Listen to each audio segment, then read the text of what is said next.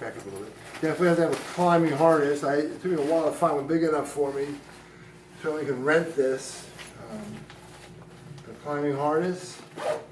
Carabiners, you want big carabiners, and you want two kinds of carabiners. You want locking and non-locking. This would be a non-locking carabiner. Non-locking just goes on. And then the locking ones have a lock. It swivels on and off. And then it can open. Screw that back.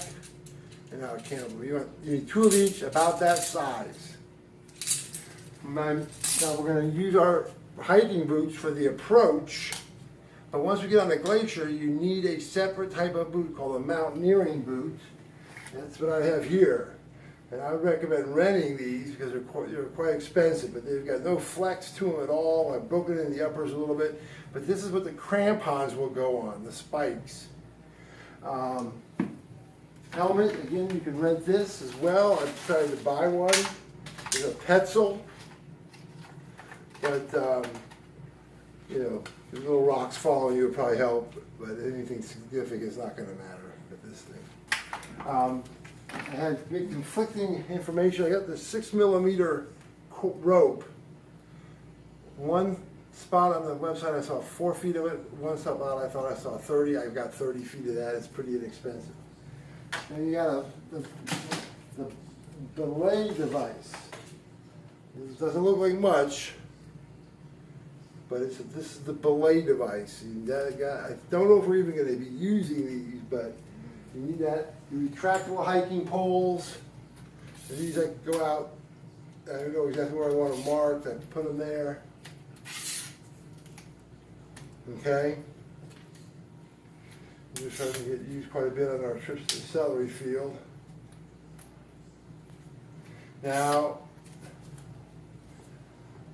backpack 75 liter they suggested. So this one I've got a black diamond, a pretty big hole. That goes up pretty high. It's got a lot of straps on the outside. One thing is mine doesn't have that I wish it did with straps down here at the bottom where I can strap my sleeping bag. Then sleeping bag, I bought a mummy style bag, which you're not going to be able to roll over in it all really. But they'll keep you warmer than a rectangular bag. This is a mummy style. But I bought a -20-degree one in anticipation of further trips, such as our next trip to Ecuador to 21,000 feet. Then you've got to have a pad. I bought one that blows up. It came with this little tiny pump. But you've got to have a pad because we're going to be on rock.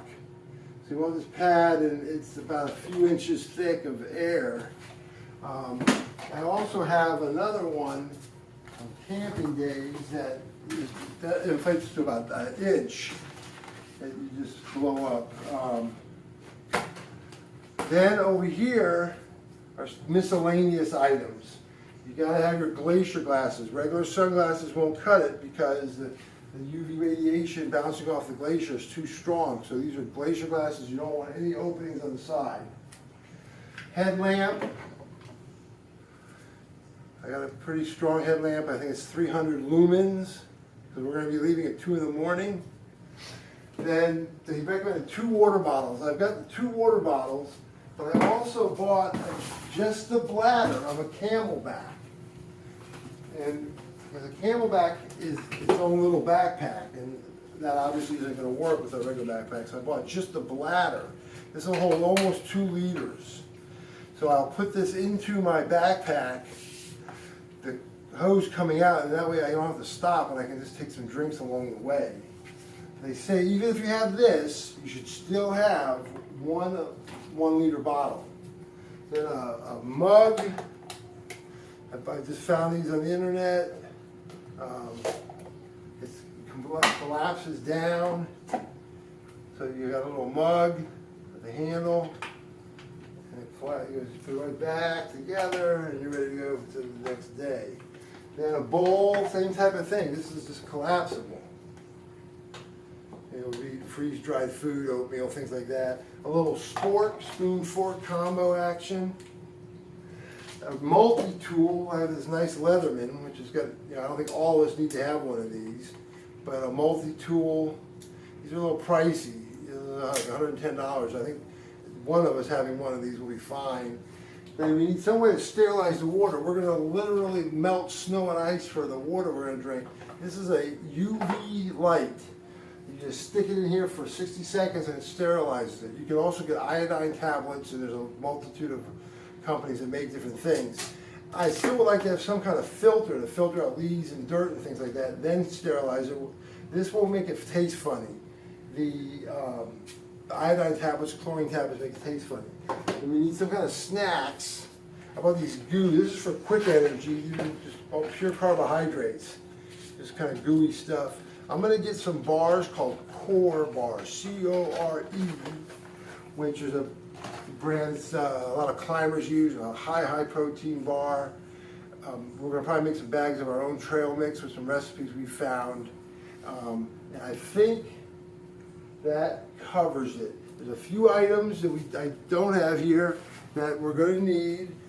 First aid kit, which I'll get put together from stuff at the office. You need your toiletry kit, lip balm, sunscreen, hand sanitizer, toilet, and then we need Ziploc bags, like gallon-sized Ziploc bags. And then they recommend these large trash compactor bags. I'm not sure why. I'm going to ask them why. Put that on pause a second.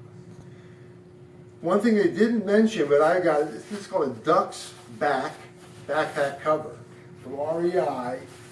And if it's raining, this is, basically it's a nylon sack, but it will go over my backpack and then everything will stay dry. This is a waterproof nylon sack. It was like 15 bucks, but I'd recommend getting one of these because if it does rain, then everything will stay dry. All right, that's about it. Bob Baker, here we come.